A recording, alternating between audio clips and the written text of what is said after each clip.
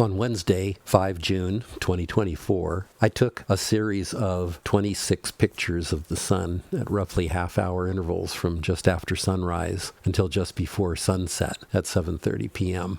All the pictures were taken in RAW mode with a Nikon P950 fitted with a 16.5 stop ND 100,000 filter using a focal length of 357 millimeters, 2000 millimeter equivalent at f6.5, except for one set that was mistakenly shot using a focal length of 321 millimeters, 1800 millimeter equivalent at f6.3.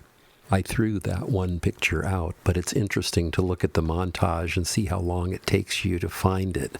The actual sun never varies in size by as much as that one does from the others.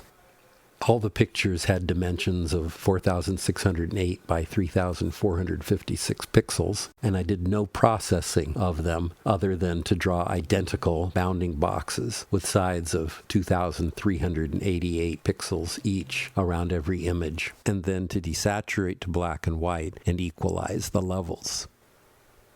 I cropped all the pictures to the size of that constant bounding box and then gathered them together for this video. I'll go through the set once, making a few comments, and then let you watch the animation at a higher speed. The first picture at 6:37 is slightly compressed in the vertical direction due to the standard refraction that happens near the horizon, but it has pretty much the same width as all the other pictures. You'll notice that as we proceed, the size of the sun does not change noticeably other than that vertical compression at the beginning and at the end when the sun descends toward the horizon. You'll also notice that in the first few pictures here, the sunspots rotate slightly in the counterclockwise direction. The counterclockwise rotation stops at about 9 o'clock and then turns into a slow clockwise rotation until about 11 a.m., when the clockwise rotation speeds up until about 2 or 2:30 in the afternoon. Then the rotation slows down until about 5 p.m., at which point it turns back into a slow counterclockwise rotation.